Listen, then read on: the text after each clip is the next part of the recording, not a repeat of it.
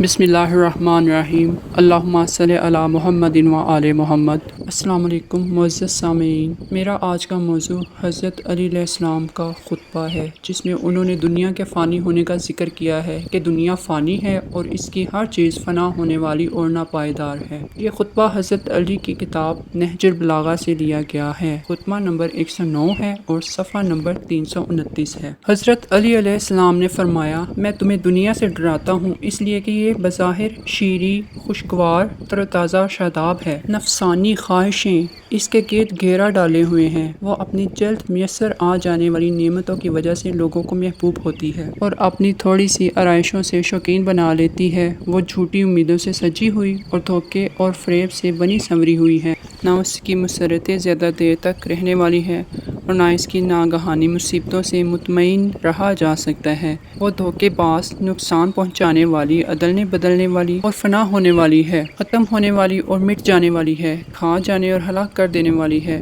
جب یہ اپنی طرف مائل ہونے والوں اور خوش ہونے والوں کی انتہائی آرزوؤں تک پہنچ جاتی ہے تو بس وہی ہوتا ہے جو اللہ سبحانہ تعالیٰ نے فرمایا ہے۔ اس دنیاوی زندگی کی مثال ایسی ہے جیسے وہ پانی جسے ہم نے آسمان سے اتارا تو زمین کا سبزہ اس سے گھل مل گیا اور اچھی طرح پھولا پھلا، پھر سوکھ کر تنکا تنکا ہو گیا، جسے ہوائیں ادھر سے ادھر اڑائے پھرتی ہیں، اور اللہ ہر چیز پر قادر ہے۔ جو شخص اس دنیا کا عیش و آرام پاتا ہے تو اس کے بعد اس کے آنسو بھی بہتے ہیں۔ جو شخص دنیا کی مسرتوں کا رخ دیکھتا ہے وہ مصیبتوں میں دھکیل کر اس کو اپنی بے رخی بھی دکھاتی ہے، اور جس شخص پر راحت و آرام کی بارش کے ہلکے ہلکے چھینٹے پڑتے ہیں اس پر مصیبت و بلا کی دھواں دار بارشیں بھی ہوتی ہیں۔ یہ دنیا ہی اس کے مناسب حال ہے کہ صبح کو کسی کی دوست بن کر اس کا دشمن سے بدلہ چکائے اور شام کو یوں ہو جائے کہ گویا کوئی جان پہچان ہی نہ تھی۔ اگر اس کا ایک حصہ شیریں اور خوشگوار ہے تو دوسرا حصہ تلخ اور پلا انگیز۔ جو شخص بھی دنیا کی تر و تازگی سے اپنی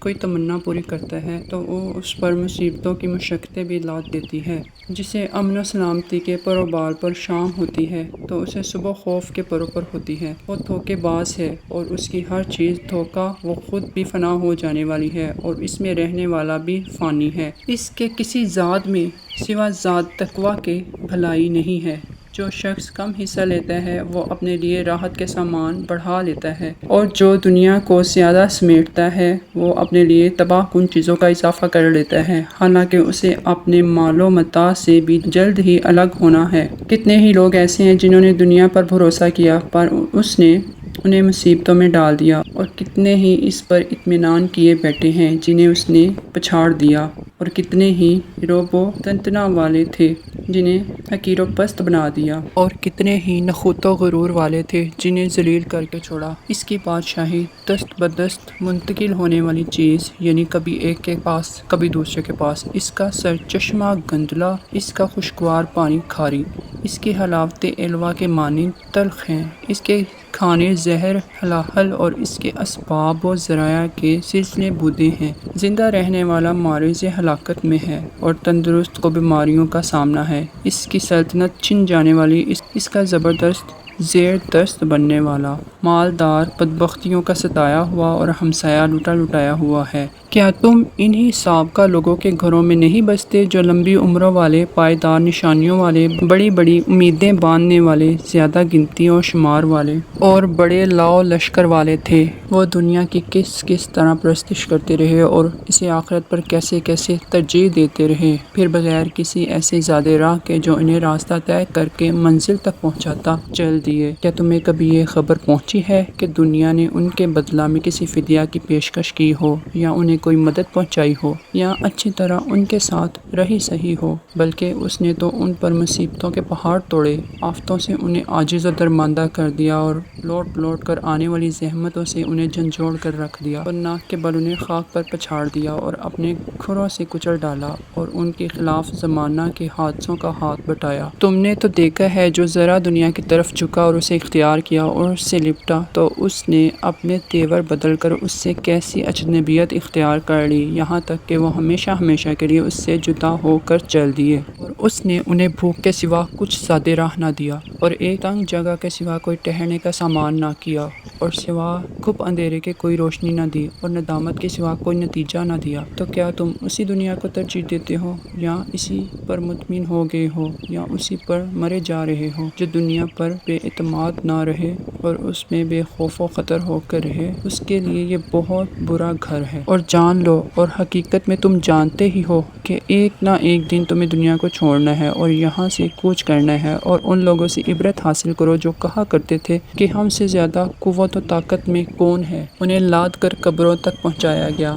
مگر اس طرح نہیں کہ انہیں سوار سمجھا جائے، انہیں قبروں میں اتار دیا گیا مگر وہ مہمان نہیں کہلاتے، پتھروں سے ان کی قبریں چن دی گئیں اور خاک کے کفن ان پر ڈال دیے گئے اور گلی سڑی ہڈیوں کو ان کا ہمسایہ بنا دیا گیا ہے۔ وہ ایسے ہمسائے ہیں جو پکارنے والے کو جواب نہیں دیتے اور نہ زیادتیوں کو روک سکتے ہیں اور نہ رونے دھونے والوں کی پرواہ کرتے ہیں، اگر بادل جھوم کر ان پر برسیں تو خوش نہیں ہوتے اور قحط آئے تو ان پر مایوسی نہیں چھا جاتی۔ وہ ایک جگہ ہیں مگر الگ الگ، وہ آپس میں ہمسائے ہیں مگر دور دور، پاس پاس ہیں مگر میل ملاقات نہیں، قریب قریب ہیں مگر ایک دوسرے کے پاس نہیں جاتے۔ وہ بردبار بنے ہوئے ہیں، بے خبر پڑے ہیں، ان کے بغض و عناد ختم ہو گئے اور کینے مٹ گئے، نہ ان سے کسی ضرر کا اندیشہ ہے نہ کسی تکلیف کے دور کرنے کی توقع ہے۔ انہوں نے زمین کے اوپر کا حصہ اندر کے حصہ سے اور کشادگی اور وسعت تنگی سے اور گھر بار پردے سے اور روشنی اندھیرے سے بدل لی ہے، اور جس طرح ننگے پیر اور ننگے بدن پیدا ہوئے تھے ویسے ہی زمین میں پیوندے خاک ہو گئے اور